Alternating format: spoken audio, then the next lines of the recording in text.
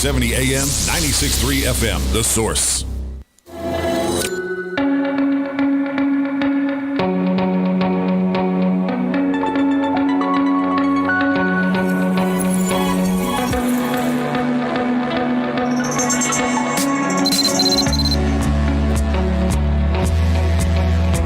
Intro music sort of works nicely with the cover of the book we're going to talk about. Strange Stars is the name of the book. On the cover of the book is David Bowie. The book is not necessarily about David Bowie, although he's in the book a lot. Jason Heller is the author of Strange Stars. The subtitle, David Bowie Pop Music in the Decade Sci-Fi Exploded. The Decade Sci-Fi Exploded. Jason is a Hugo Award-winning author. He's a journalist, a contributor to Rolling Stone, The New Yorker, Pitchfork, The Atlantic Monthly, NPR, and of course it makes sense he plays guitar, it says, in a post-punk band called Weathered Statues, and he's got a whole much more to his name. I remember the first time I ever heard David Bowie, it was the song Space Oddity, and I went to my favorite, put that in quotes, little record store in the village, in Greenwich Village. I had a friend who knew about this record store, so we went there. And I didn't have any clue that this guy named David Bowie already had like a dozen albums out there. I never had heard of him. I guess he was popular in England. I don't really know the story there. But then all of a sudden I was buying these records from this guy I never heard of before, and just, he was very different. So, Jason Heller, good morning, Jason. I don't want to carry on too much about David Bowie. Good morning, Jason. Thank you for being on the show with us today. Good morning. It's my pleasure. Thank you. Where are you? Where are you calling from?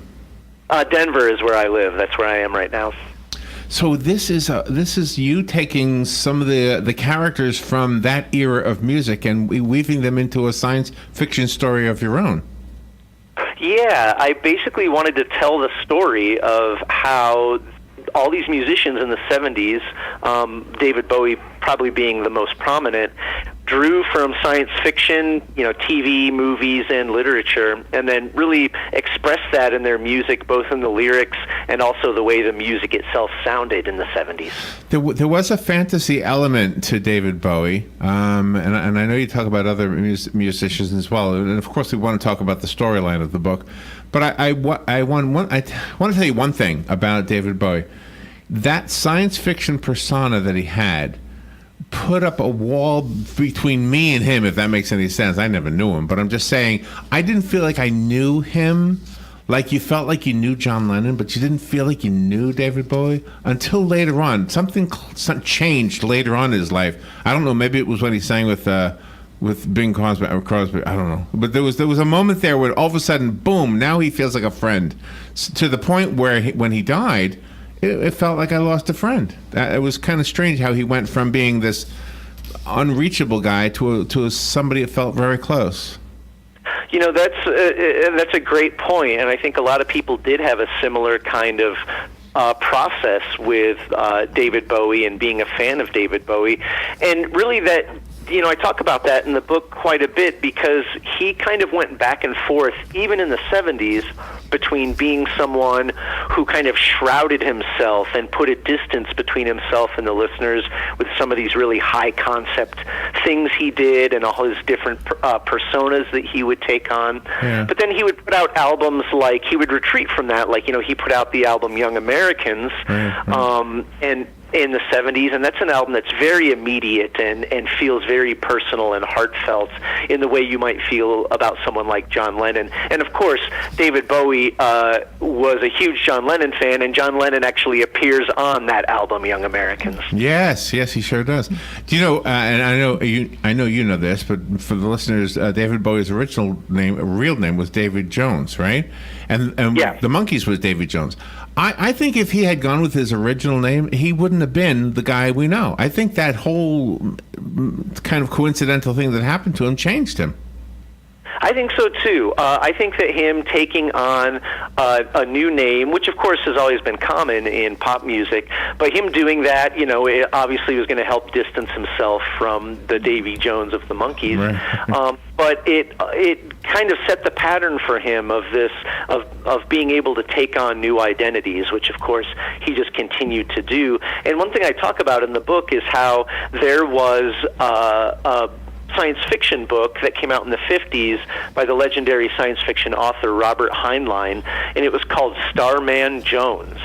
And that was one of David Bowie's favorite books as a little kid. Is that right? His last name was Jones, and so he's reading this book, Starman Jones. Oh, and wow. of course, he goes on to do the song Starman, which is on the Ziggy Stardust album. And so I just kind of looked at all these different, connections between David Bowie and science fiction and tried to write that story in the book.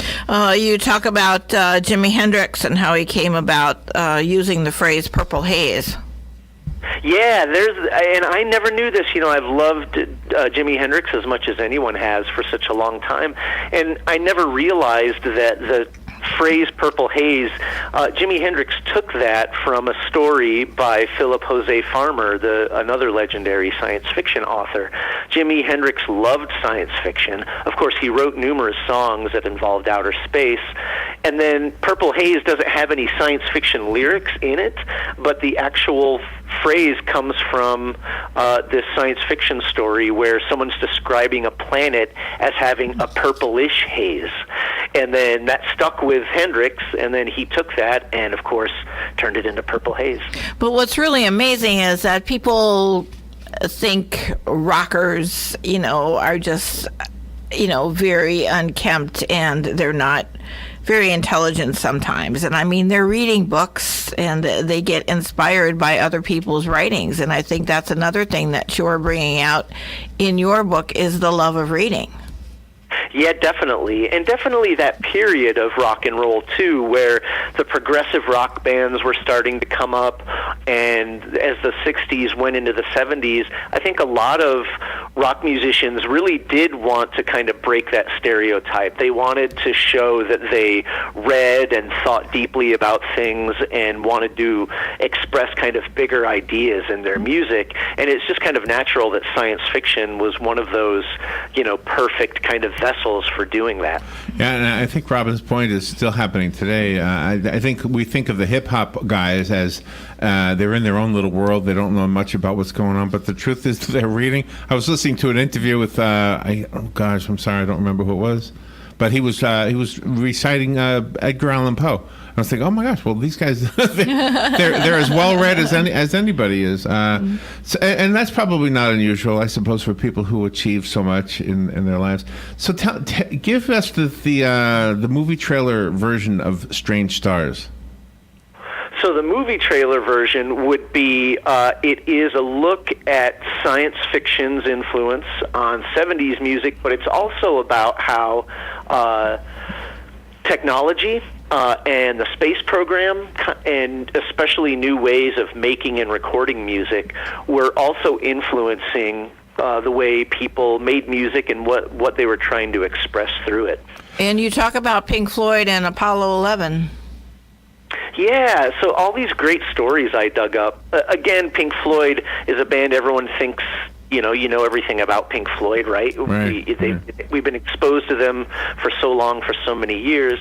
But I had never known that right after they lost Syd Barrett as their lead singer in the late 60s, the BBC hired them in 1969 to play an improvised spacey music composition over footage of the Apollo 11 moon landing that the BBC was broadcasting.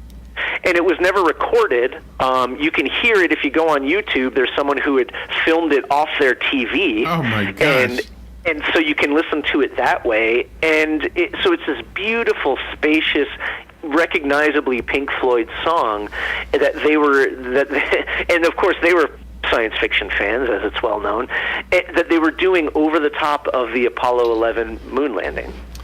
In the some of the early music of David Bowie specifically, he would use some of those bleeping sounds, and I don't even know how to describe them, but they were there, and I wondered if that didn't inspire other groups. Who comes to mind is ELO, I think comes to mind. A lot of them did those kind of ethereal, is that a good word, Robin? Almost like sound effects that were kind of sprinkled into the music.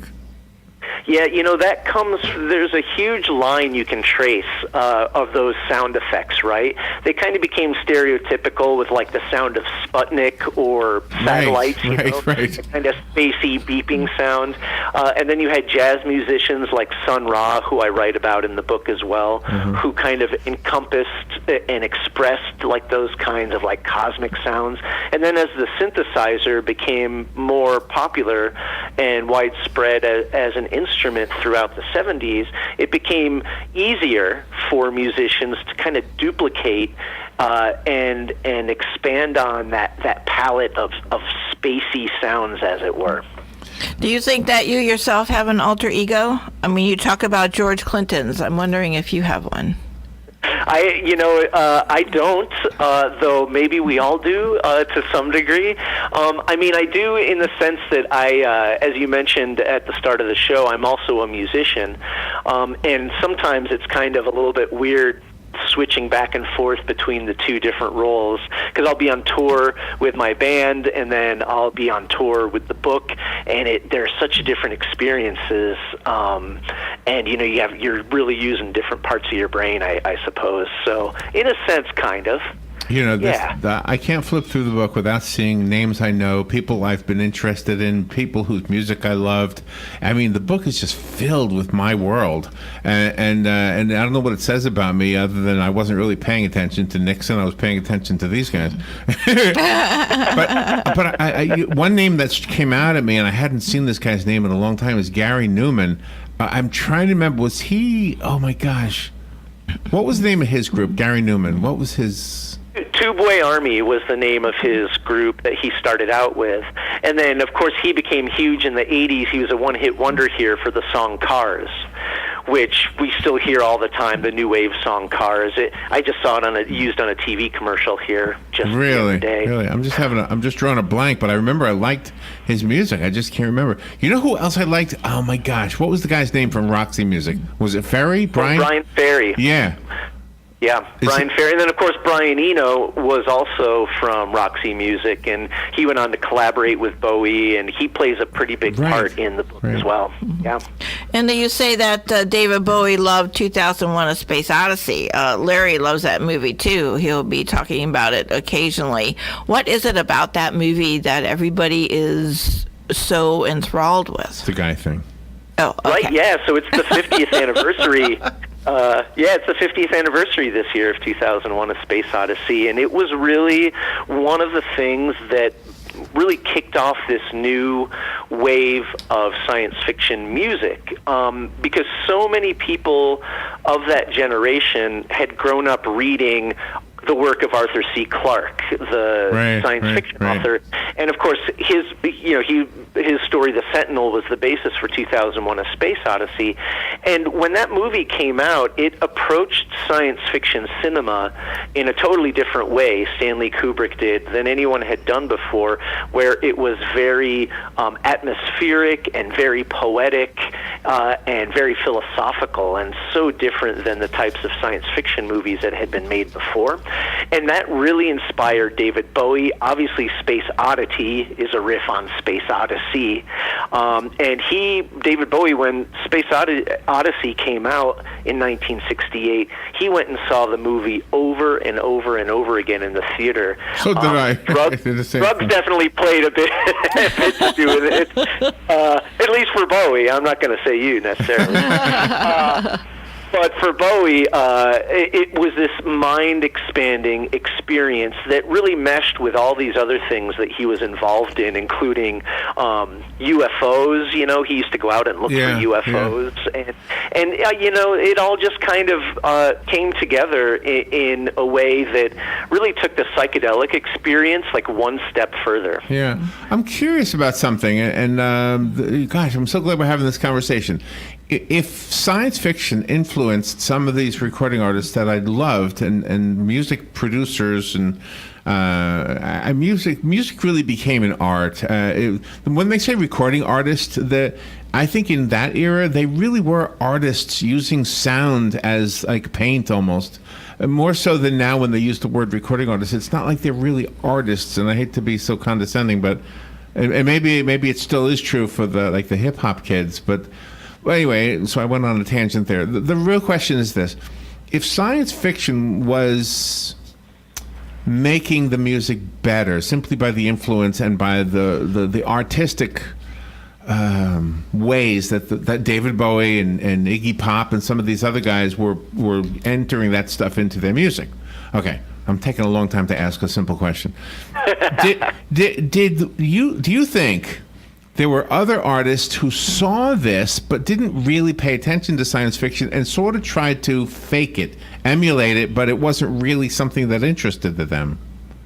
Yeah, absolutely. And I write about that in the book as a phenomenon that really took hold later in the 70s. Early in the 70s, it wasn't really a commercial plus to write about space. To a certain degree, you could get away with it and sometimes succeed because of it, like Bowie did, but it wasn't an automatic hook for people. That changed when Star Wars came out. When Star Wars came out in 1977, there was nothing hotter or cooler than science fiction. And so what you're talking about, where musicians who might not otherwise have cared about science fiction in any way were sort of packaging themselves and putting those sounds around their music, that increased exponentially because it became kind of the hot and sellable, commercial, trendy thing to do. But even in that, there's a lot of interesting stories to be told. And what I tried to do in the book is not just say, these artists were the true science fiction people and these others weren't, because it's all kind of mixed up a little bit sometimes. There are people who to varying degrees were more into science fiction. The person who most popularized Star Wars in music was Miko, who did the famous platinum disco version of the Star Wars theme, of John Williams' score. And that would be someone you might immediately think, well, this guy is the prime example of someone who just cashed in on Star Wars. As it turns out, he was a lifelong science fiction fan since he was a kid. Oh, really? When Star Wars came out, he watched it over and over again in the theater, just like Bowie had with 2001. My brother did too. He saw it 258 times. Oh my gosh! And when Miko tried to get this disco version of the Star Wars theme made and released, he encountered resistance from everyone in the record industry who thought he was crazy. And he did it because he loved it and he wanted to pay homage to this movie that he loved and this science fiction that he loved. And of course, he wound up being right. It wound up going platinum. But sometimes the people we think maybe were the people who were cashing in on things were just as much true science fiction fans as anyone else. How has all of your research and writing this book affected your music, the way you write and the way you play? I think it always has. I think that, the band that I'm in, Weathered Statues, I think we draw a lot, especially from the later 70s, the bands like Gary Numan or like the Human League and some of the new wave synthesizer type bands that were popping up there at the end of the 70s who were drawing on science fiction in a different way. So I've always loved this kind of music. It's funny, I grew up in Florida. I'm from Port Charlotte, and we, as a kid in the 80s, David Bowie just completely opened my mind to just a completely different world. It did, and I think he did single-handedly influence, I'm not saying single-handedly as if he was the only one, but I think a lot of people paid attention to him for some reason, and it did affect a lot of people, or influence. Did David Bowie realize this? That people were being influenced that much by him? He really did. He was really very acutely aware. He was always very media savvy and very much a music fan as much as a music maker. And as a lot of bands, especially science fiction influenced bands in the late 70s, began citing him as an influence, he would sometimes actually champion them. And a one band that springs to mind that I write about in the book is Devo, who started doing, this electronic music in the late 70s and very much kind of science fiction in their presentation and what they sang about. And as soon as Bowie heard a demo tape of them before they were ever signed to a record label, he was telling music papers, "Oh, there's this amazing band called Devo. You've got to hear them." And so he would do that over and over again. He did the same with Kraftwerk, the electronic band from Germany. He did the same thing with them and was like, "There's this," and of course Kraftwerk loved David Bowie's work too. Do you know there was also this element of early synthesizers, Emerson, Lake and Palmer, for example, and I think you're right about Keith Emerson in the book. They had this. It's almost like synthesizers were better for that when they were still primitive, because the more developed synthesizers got, the more they started to sound like orchestras, and right? They didn't sound synthetic anymore. Yeah, I talk a lot about that in the book, about how the progression of the synthesizer, the evolution of it as an instrument throughout the 70s really changed things. Because, there's something so just romantic and science fictional about Keith Emerson with this huge bank of keyboards and synthesizers on stage in the early 70s. He looks like he's the captain of a spacecraft. I mean, it looks like the control panel of a spaceship on stage. It really does. We had a guy here in Disney World. His name was Michael Iceberg. I don't know if he ever made it into the big time, but he was outstanding. And he used to play in one of the food service places in Disney World, and he would rise up out of the floor, and he had all this smoke and stuff, and he was just so good. And he was exactly like that. I have a quick story I want to tell you. When I was younger, I was chasing that music star myself, sending tapes everywhere, and I ended up in a record company / publisher in Toronto. And the guy up there, his name was Alan Schechtman. He introduced me to this band called Klaatu. And at first I heard them and I thought, oh, they're just trying to rip off everything everybody else is doing. But then I started getting into them. I don't know if you know them or not. But you mentioned the Carpenters' Calling Occupants song, which of course started with Klaatu, and I wondered if they played a role for you, if the group Klaatu ever did. Yeah, absolutely. So I worked at, first of all, I write about them in the book and do tell the story of them. As you mentioned, they're a group from Toronto who were kind of made a little bit of a splash in the mid-'70s when this rumor went around, as I'm sure you know, that they were the Beatles incognito. Yes. And so that became like, oh, is this band Klaatu, are they actually the Beatles? And they were doing kind of an ELO type of sound, right, at the time, that you could imagine the Beatles maybe doing at that point. But they do factor into things very much for me. They're one of those bands that I worked at an independent record store here in Denver for a number of years, and I would see the covers of used copies of this Klaatu album, and I'd be like, who are these guys? What is this? And then when I listened to the music, I realized this is actually some really beautiful kind of orchestral pop music. Mm-hmm. And then when I found out how deeply they went into their science fiction influences, I mean, the name of the band is taken from The Day the Earth Stood Still, the classic science fiction movie. And as you mentioned, the Carpenters cover their song Calling Occupants of Interplanetary Craft and had their own hit with that. And Larry and I have a discussion sometimes how now that all of the songs can be downloaded and albums are almost non-existent, you don't get to see all of the artwork that's put into the album that makes each group unique. Do you miss that? Yeah, I mean, luckily there is a bit of a resurgence where more and more people are releasing their albums on LPs with the big 12-inch by 12-inch artwork that you can really dig into. But I think that in general, what so many of the artists I write about in the book were doing with their cover art in the 70s is something that's so unique to that decade. It was, and I get into that as well, with, some of the big cover artists of who made this beautiful artwork. Roger Dean is associated with the covers of Yes albums and lots of others. There was the design. Yes, oh yes. Yeah. The design team of Hypnosis, which did a lot of those as well. And people like George Underwood, who did these amazing album covers that were science fictional. And it's funny, George Underwood was actually a childhood friend of David Bowie's and went to school with him and then wound up doing a lot of these science fiction album covers.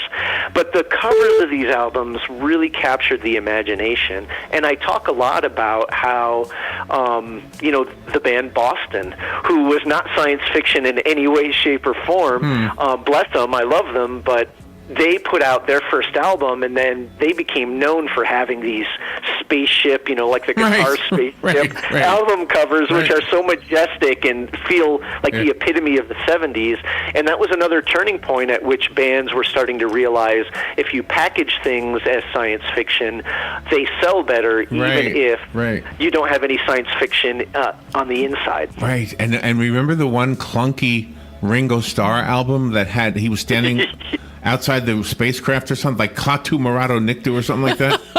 Yeah, and that was also from the day the Earth stood still. Yeah, which if you listen to the album, it was Ringo. It had nothing to do with what that whole movement was going on.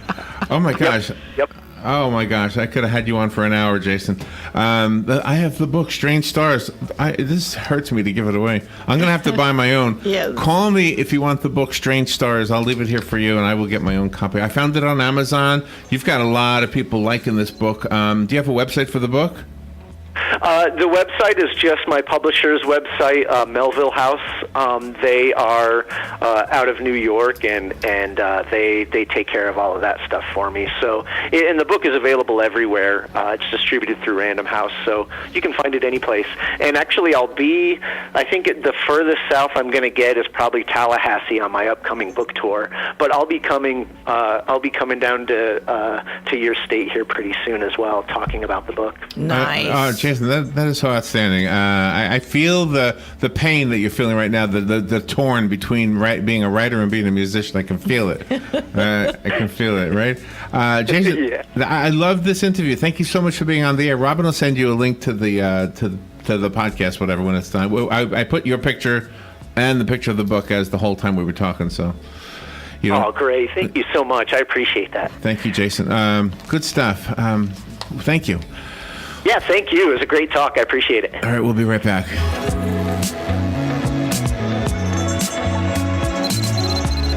So you're going to buy a golf cart. How about getting one that's up a notch? A Smart Cart electric vehicle can save you up to 50% on comparable models. Smart Cart models include features other companies charge extra for. Standard with Smart Cart, Toyota AC motor, onboard charger, Delta Q, headlights, brake lights, turn signals, horn, DOT tires, DOT windshield, wipers, seatbelts, side view mirrors, and digital gauges. It's called a Smart Cart for a reason. This Saturday, July 7th, stop by at 3400 Northeast 37th Place for the grand opening in Wildwood from 10 to 5. Free food, drink, music, giveaways. Like a free golf cart drawing on July 31st, no purchase necessary. Check out why they stand out and be the first of your neighbors to drive the talk of the town. Smart Cart USA. The weather is brought to you by myfwc.com. Safe boating is no accident. Thursday, mainly cloudy.